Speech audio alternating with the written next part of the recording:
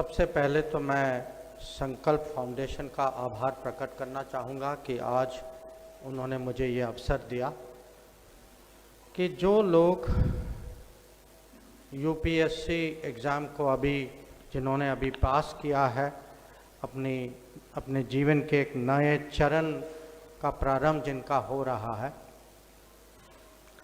उनसे मिलना, उनको संबोधित करना, उनका स्वागत करना सरकार में, इसका एक अवसर दिया है। जिन्होंने ये एग्ज़ाम जिन्होंने सफलता पाई है, मैं उनको और उनके परिवारों को मैं बधाई देना चाहता हूँ। और मैंने जानबूझ के परिवार को मेंशन किया है, आप समझेंगे क्यों। अभी कार्यक्रम में हम लोगों ने 3 हमारे वरिष्ठ साथी जो हैं उनको सम्मानित किया था, और मुझे ये खुशी की बात है कि एक पीके बासु जी जो हैं मेरे ब्रदर के बैचमेट हैं सर्विस में, रश्मि कपूर जी खुद मेरे बैचमेट हैं, और ओम अग्रवाल जी को भी मैं अपनी हार्दिक शुभकामनाएं देता हूँ। अब ये यूपीएससी का एग्ज़ाम जो है, मैं देखिए पिछले अब मुझे 48 साल हो गए जब से मैंने एग्ज़ाम पास किया, विदेश सेवा में भर्ती की, और दुनिया में करीब 200 देश, मैं करीब 120-130 में अभी तक जा चुका। यूपीएससी यूनिक, यूपीएससी जैसा कहीं भी किसी भी देश में ऐसा एंट्रेंस एग्ज़ाम गवर्नमेंट सर्विस के लिए नहीं।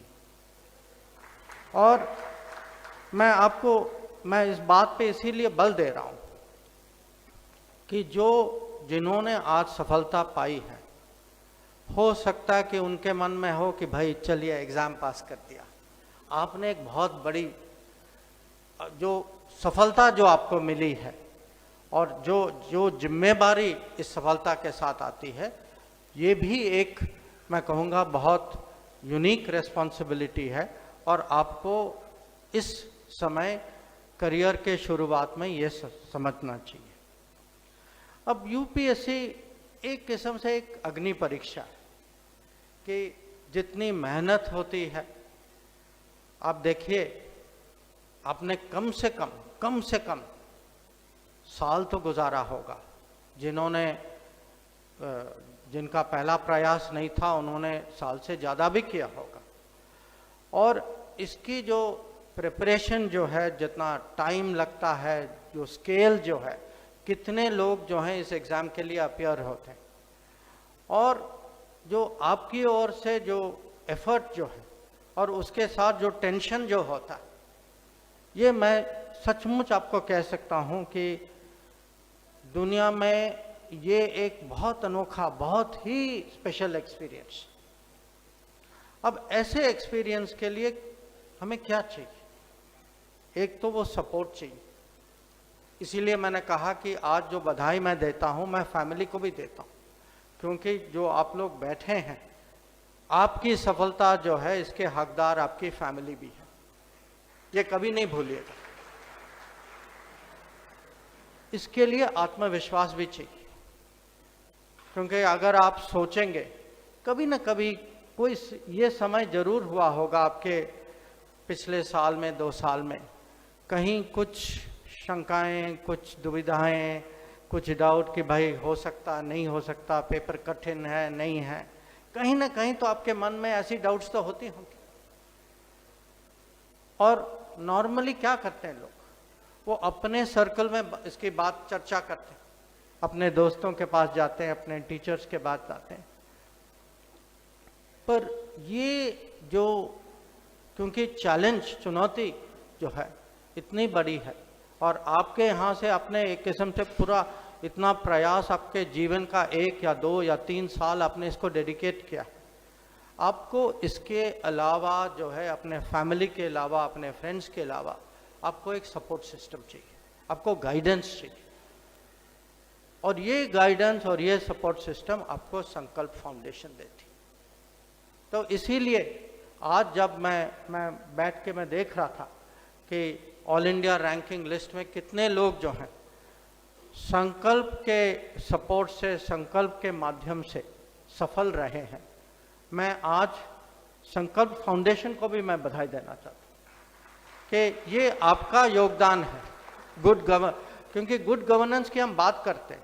गुड गवर्नेंस के अलग अलग पहल होते हैं, इसमें good people to be part of good governance is very important. And इसमें आप लोगों का जो योगदान जो है उसकी मैं सराहना करता हूं, उसकी मैं प्रशंसा करता हूं। अब जब मैं अपनी जो उस समय की बात जो मेरा जो अनुभव था, उस समय संकल्प फाउंडेशन नहीं था, बहुत कम ऐसे कोचिंग सर्कल्स भी थे और ज़्यादातर जो है हमें सपोर्ट जो है हमारे अगल बगल में जो भी साथ थे, जो अगर हॉस्टल में थे, मैं हॉस्टल में था, JNU हॉस्टल में था उस समय, जो हॉस्टल वाले बाकी स्टूडेंट्स थे या टीचर्स थे या दोस्त थे, थोड़ी बहुत फैमिली भी थी।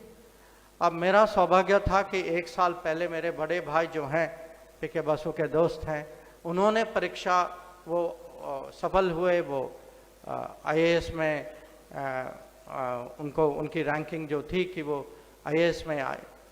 और मुझे अभी भी याद है, मैं अभी भी उनको कहता हूँ कि मेरे सब्जेक्ट सिलेक्शन में उन्होंने मुझे प्रोत्साहित किया, क्योंकि मेरे मन में उस समय थोड़ी सी वो डाउट थी कि एग्ज़ाम लें न लेंगे, अगर नहीं सफल होंगे तो क्या होगा, उसमें क्या चॉइस लें। एग्ज़ाम सिस्टम उस समय कुछ और था, ये प्रीलिम्स और मेन नहीं थे, एक ही एग्ज़ाम था। और मैंने जो है इतनी सहायता ली कि मेरे पेपर सिलेक्शन जो है कुछ ऐसे सिलेक्शन किए जो मेरे भाई के नोट्स का मैं उपयोग कर सकता हूँ। तो अगर उसके बाद अगले साल मैं वहाँ एग्ज़ाम में मुझे सफलता मिली, एक किस्म से उसकी क्रेडिट जो है मैं अभी भी उनको कहता हूँ, कुछ तो क्रेडिट उनको भी मैं देता हूँ। अब एग्ज़ाम के बाद आप सब जानते हैं कि उसके बाद असली चुनौती इंटरव्यू में आती, और इंटरव्यू में जोक्स बताना थोड़ा खतरनाक ही होता है। तो उनका मैं मानता हूं कि वो उनकी किस्मत थी कि फॉरेन सर्विस वाले, क्योंकि हमको सुनने की आदत है, तो उनको अच्छा हुआ कि फॉरेन सर्विस के कोई चेयरमैन मिल गए, कम से कम जोक तो उन्होंने सुना और उसकी प्रशंसा भी की। पर देखिए ये इंटरव्यू जो है, और अब इंटरव्यू आप लोगों का हो चुका है तो आप भी एक किस्म से उस पर सोच सकते हैं और पुनर्विचार भी कर सकते हैं कि interview is not a function of knowledge. You can be a very smart person, very knowledgeable, you can know your subject very well, but interview में that 1, 2, 3 sentences पूरा गड़बड़ कर सकते हैं। Interview is about communication, it is about thinking at that time under pressure, that you know this 15 minutes, 20 minutes, it can make or unmake your life. So अब जो हो गया उसके बाद बहुत आसान लगता है, but if you imagine that period before you are going in for interview, कितना टेंशन था ना tension, and once you come out, आपको उस समय भी पता नहीं कि भाई मैंने किया कैसे। So first you tell people, जो भी मिला कि भाई ये पूछा मैंने ये जवाब दिया, पता नहीं मैंने ठीक दिया नहीं दिया। So I am saying this because communication skill today, and communication skill, how do you behave under pressure, this is something which is very important, not only for an interview. It is also important in life, it is important in your work, because you will have responsibility. Up during responsibility you will have pressure. How do you perform under pressure? That is something which is, and it, you know, you are all in your 20s.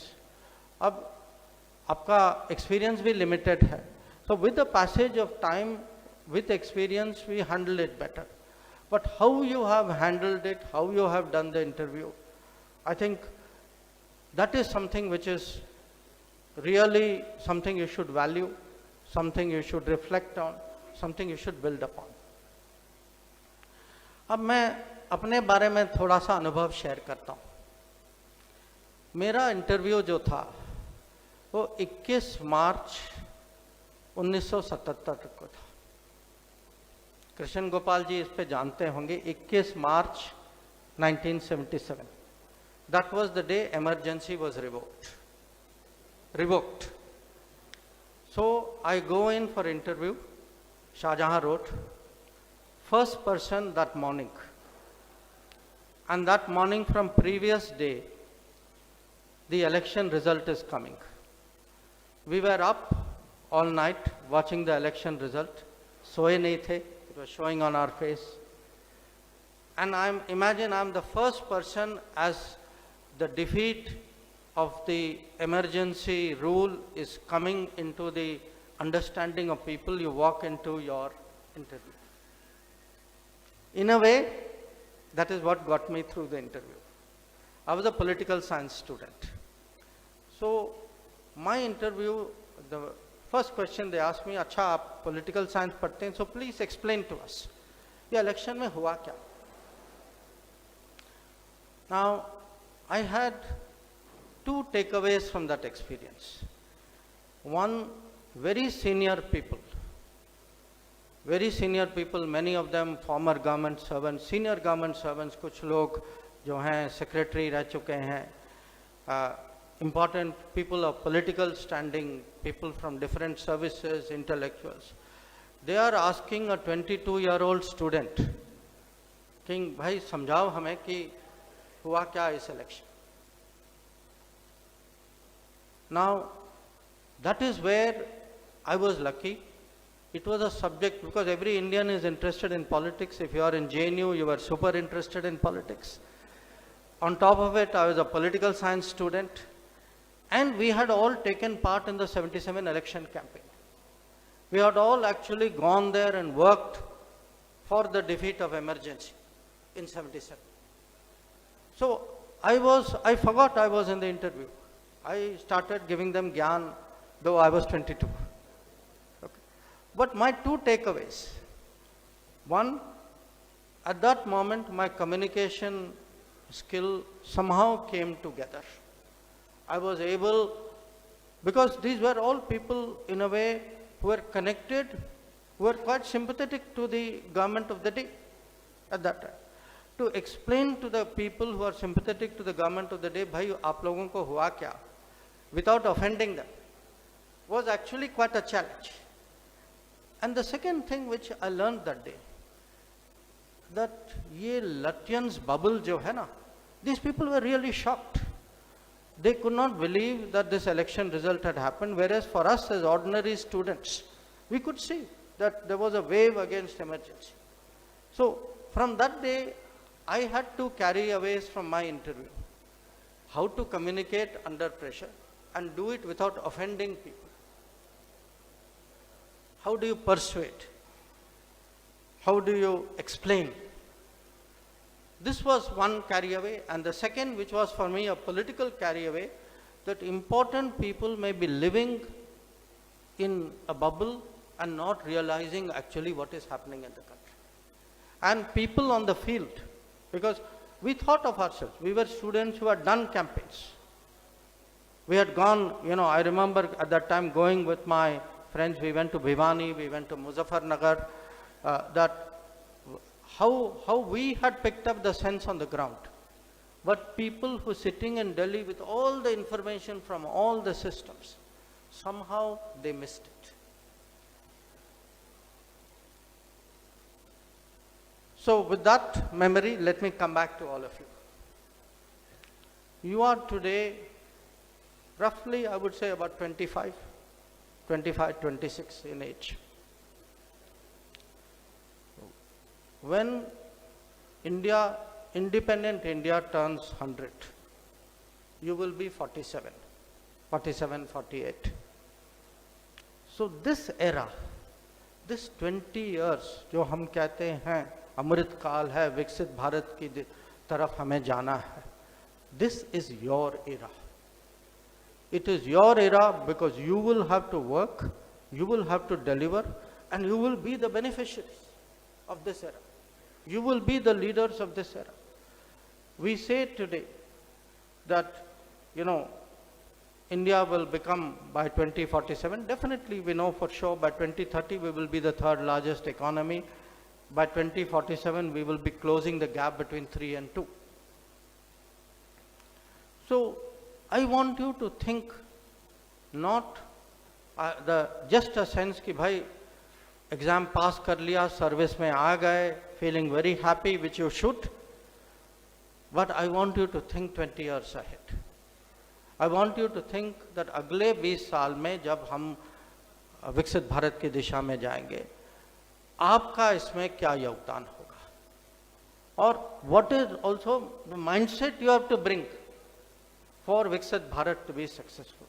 And I want to put some thoughts before you. One, I heard some young colleagues say that we are very happy that today हमें service करने का एक अवसर मिला है. Serving your nation. Serving your nation is, there can be nothing of greater pride than serving your nation. But do remember, at the end of the day, we are all a service. All of you who have entered, your Indian administrative service, your Indian foreign service, your Indian railway service, your Indian police service, your Indian revenue service. Important word, service. And something very interesting is happening in the world of service. There was a time कि जो सरकार कहती थी, जो देती थी, लोग मानते थे उसको. ये ज़माना अब बदल गया. अब अगर आप पब्लिक में देखें, वहाँ एक जागरूकता है, वहाँ एक सेल्फ अवेयरनेस है, लोग अपना हक पहचानते हैं. Expectations of the public have gone up. Expectation of service given by government has gone up. और खुद मैं अपने अनुभव से आपको बता सकता हूं, आप में से ज्यादातर लोगों के पास पासपोर्ट तो होगा ना. अब एक समय था, पासपोर्ट मिलने के लिए लोगों को 1, 2, 3 साल लगते थे. ये खाली समय का विषय नहीं था. अगर आपको कहीं जान पहचान नहीं थी तो आपका पासपोर्ट एप्लीकेशन कोई देखता ही नहीं था. जब 77 में मैंने फॉरेन सर्विस एंटर किया तो हमारे कॉलोनी में जो रहते थे उनको लगा कि भाई हम किसी को जानते हैं जो हमें कम से कम पासपोर्ट दिला सकते हैं. तो ये महत्व था उनके मन में. अब आप देखिए पासपोर्ट के बारे में क्या हुआ है. आज आप पासपोर्ट के लिए अप्लाई करते हैं, आपका पासपोर्ट, और खासकर जहां आप अपना बेसिक डॉक्यूमेंटेशन देते हैं, आधार देते हैं, पैन कार्ड देते हैं, ड्राइविंग लाइसेंस देते हैं, आपका पासपोर्ट जो है कुछ दिनों में, ज़्यादा से ज़्यादा 1-2 हफ्ते, महीने के अंदर आपका पासपोर्ट आ जाता है. बट ये नहीं है कि लोग कहते हैं अच्छा भाई पहले साल लगते थे, अब कुछ हफ्ते लगते हैं, तो चलिए बड़े खुश. नहीं, पब्लिक की प्रेशर है कि हमें तो अब आदत हो गई है कि 4 हफ्ते 6 हफ्ते में मिलते हैं, और वहाँ डिले हो गया तो आप कुछ करिए इसका, या इतने डॉक्यूमेंट आप क्यों पूछते हैं, इसको कम करिए. तो public is constantly pressurising, improve service. हमें कभी जो सरकार में है, हमें कभी ये नहीं मानना चाहिए कि हम एक लेवल के पहुंचे हैं और उसके कारण अब लोग संतुष्ट हैं, और उनको संतुष्ट होना भी नहीं चाहिए. जब तक पब्लिक प्रेशर जो है, public pressure is a way of improving performance. It is only by improving performance country will grow. So today when we say we serve the nation, serving the nation is also a matter of pride, but it is also something which we should set कि हमें अपना performance, how does every generation improve on the performance of the previous generation. Second aspect is transforming the nation, जो परिवर्तन हमें रोज दिखाई दे रहा है। और ये परिवर्तन जो है, क्योंकि हम इस परिवर्तन के बीच में हैं, कभी कभी इसका महत्व हम खुद नहीं जानते। जब हम बाहर जाते हैं, देश के बाहर जाते हैं, और लोग हमसे पूछते हैं कि भारत में हो क्या रहा है, और अगर हम विकासशील देश जाएं, ज़्यादातर उनकी चुनौतियां जो हैं हमारी, जैसे अब मैं इजिप्ट गया, उनके यहाँ पब्लिक डिस्ट्रीब्यूशन सिस्टम है अनाज का, फूड का, उनके यहाँ गेहूँ खाते हैं। और जहाँ पीडीएस है उनके यहाँ दिक्कत है कि लीकेज का विषय, या कहीं आप और जाएं जहाँ पब्लिक हेल्थ वैक्सीनेशन का हो, या कोविड के समय में ये कोविड वैक्सीनेशन कैसे करें। तो आज जो है हमारे यहाँ अगर आप देखेंगे, पोषण से लेकर पेंशन तक, जब हम आवास योजना की बात करते हैं, घर देना, जहाँ प्रधानमंत्री गरीब कल्याण अन्न योजना की बात करते हैं, कि आज जो है देश में 60% लोग जो हैं उनको डायरेक्ट न्यूट्रिशन सपोर्ट मिलता है। हम जब कहते हैं कि हमने आवास योजना के तहत 4 करोड़ घर दिए हैं, उसका मतलब है कि हमने पूरे जापान की आबादी को जो है कवर किया है पिछले दशक में। अगर आप अन्न योजना के आंकड़े देखें, पूरा यूरोप और अमेरिका की जो आबादी जो है, उससे ज़्यादा लोग जो हैं हर महीने उनको न्यूट्रिशन सपोर्ट मिलती। आप कुछ भी, आप मुद्रा प्रोग्राम देखें, कुछ भी हमारे योजना देखें, कुछ भी हमारे कार्यक्रम देखें, जिस स्केल में आज जो परिवर्तन हो रहा है, और इंफ्रास्ट्रक्चर की भी बात करें कि मैं कभी कभी मुझे 5 मिनट मिलता है कहीं किसी को कुछ कहने में, कि ताकि मैं इनको इम्प्रेस करूं।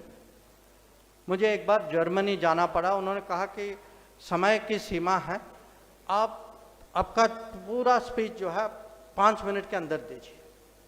तो मैंने उनको शुरू ऐसे किया कि आज का भारत जो है हर साल 7 नए एयरपोर्ट बनाता है। आज का भारत जो है हर साल 1 या 2 नए मेट्रो सिस्टम खोलता है। आज का भारत जो है हर रोज 12 किलोमीटर रेलवे ट्रैक लगाता है, हर रोज 28 किलोमीटर हाईवे बनाता है। तो जब आप ये परिवर्तन, ये आंकड़े देते हैं, और हम इस परिवर्तन के बीच में हमारी जिंदगी कट रही, तो हमें जो है इसके बारे में माने उत्साह भी होना चाहिए, गर्व भी होना चाहिए, जागरूकता भी होनी चाहिए कि हम इसको कैसे आगे ले जाएं, और आपकी पीढ़ी जो है ये इसको अगले लेवल तक ले जाएगी। फिर विषय आती है नेशनल सिक्योरिटी, राष्ट्रीय सुरक्षा की। और एक समय था जब हम सुरक्षा की बात करते थे कि लोगों के मन में था सुरक्षा जो है या तो ये फौज का काम है या पुलिस वालों का काम। आज की परिभाषा कुछ और है। हम बात करते हैं कॉम्प्रिहेंसिव नेशनल पावर, माने जब हमारी टेक्नोलॉजी हो, हमारी इकोनॉमी हो, हमारी क्रिटिकल इंफ्रास्ट्रक्चर हो, ये सब आज हर चीज जो है सुरक्षा के साथ जुड़ी हुई। और जब तक ऑलराउंड डेवलपमेंट नहीं होता, भारत सुरक्षित नहीं होगा। गुड गवर्नेंस भी सुरक्षा के साथ जुड़ी हुई। तो आप जो है, आपकी जिम्मेदारी जो है सर्विस की है, परिवर्तन की है, सुरक्षा की है। और अगर आपका सौभाग्य हो कि आपको ऐसा अवसर आएगा कुछ मंच में या कुछ ऐसे घटनाओं में जहां आप भारत के प्रतिनिधि हो सकते हैं, और ये मैं आपको कह सकता हूं कि उससे कोई बड़ी बात, माने जो भी आप कहें, representing India abroad, representing India before the world is the greatest privilege, greatest honor that any Indian can have.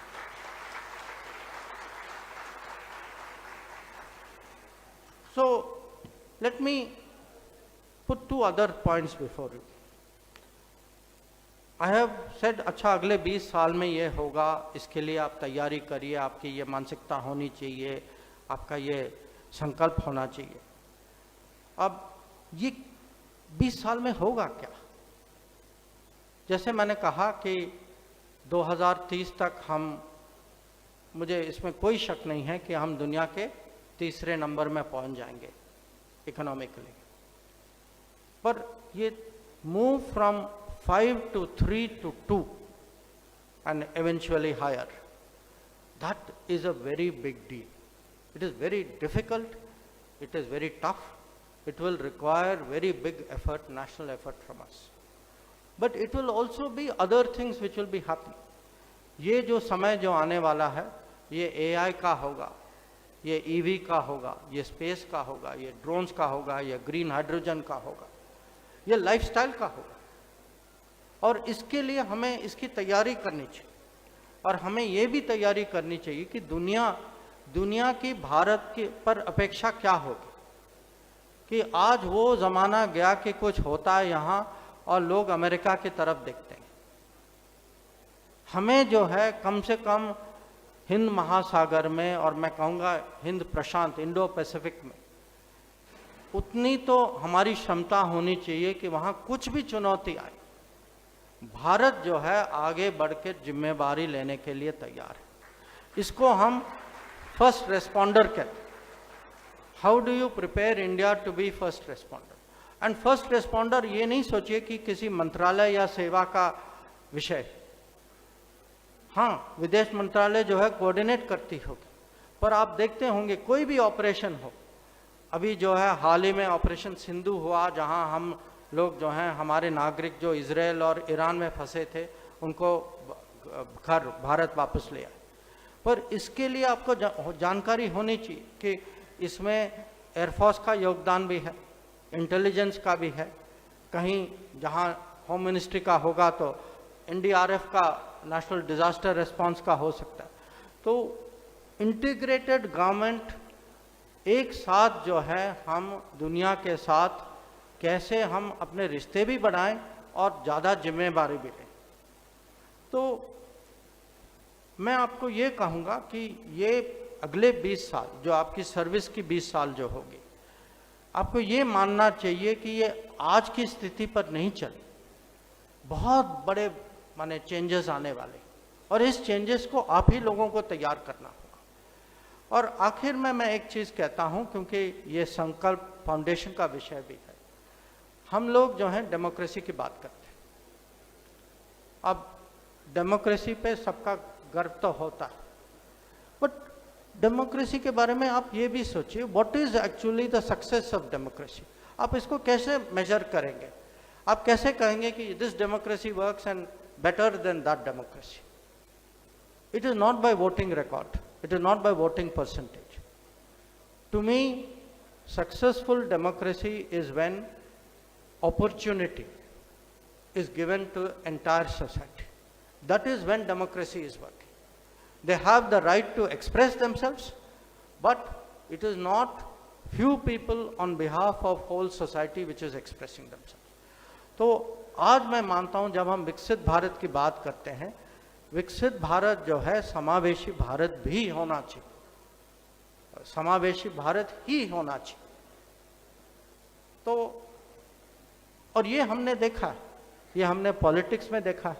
अगर आज की पार्लियामेंट आप इसकी तुलना करें 20 साल, 30 साल, 40 साल के पार्लियामेंट से, आपको दिखाई देता है कि आज देश के प्रतिनिधि कौन, जनता के प्रतिनिधि कौन है। वो वैसे नहीं हैं जो पहले थे, वो बड़े शहरों से नहीं आते। तो ये जो है इंक्लूसिव इंडिया, समावेशी Bharat, this also extends to governance. That our system of governance will work best when it is most inclusive, most representative. And I really appreciate the Sankalp Foundation has made today selection entry into government much more representative. जो आपने मुझे नक्शा दिखाया कि हर प्रदेश से, हर प्रांत से और समाज के हर वर्ग से लोगों में ये विश्वास है और उनको सपोर्ट दिया जा रहा है कि वो आज सरकार में आए, गुड गवर्नेंस के भागीदार बने। तो मैं संकल्प फाउंडेशन का उनकी प्रशंसा भी करना चाहूँगा। और अंत में आप लोग जो अब भारत सरकार में एंट्री करेंगे, मैं आपको बस 3-4 अपनी ओर से सीनियर होने के तहत से मैं थोड़ा एडवाइस दूंगा। एक कि जहाँ भी आपको डिसीजन लेना पड़े, do what you think is right, that is the best guide. Number 2, don't ever forget your roots and don't ever forget your family. Number 3, ये टेक्नोलॉजी ड्रिवन वर्ल्ड है, आप लोगों को टेक सेवी होना है। हमारी गवर्नेंस जो है और टेक्नोलॉजी बेस्ड गवर्नेंस होगी, और ये डिजिटल पब्लिक इंफ्रास्ट्रक्चर जो है, ये अगर भारत में मैं कहूँगा सचमुच हमें परिवर्तन लाना है तो ये डिजिटल पब्लिक इंफ्रास्ट्रक्चर के माध्यम से हम लाएंगे। और आखिर में, क्योंकि अंत में मैं फॉरेन सर्विस का अफसर हूँ, आज मंत्री हूँ, वो अलग बात है। दुनिया में जो घटनाएं हो रही हैं, दुनिया के अपॉर्चुनिटीज़ और चैलेंजेस, इस पे जरूर नज़र रखिए कि जहाँ भी आज हम हों, हम एक ग्लोबलाइज दुनिया में रहते हैं और कोई भी जो है अपने आप को दुनिया से अलग नहीं रख सकता। तो दुनिया में जो भी इंटरनेशनल अफेयर्स, वर्ल्ड डेवलपमेंट्स, इस पे भी थोड़ा ध्यान दें, वो भी बहुत अच्छी बात होगी। तो एक बार और मैं आप सबको जो परीक्षा में सफलता प्राप्त किए हैं, उन सबको मैं बधाई देता हूँ।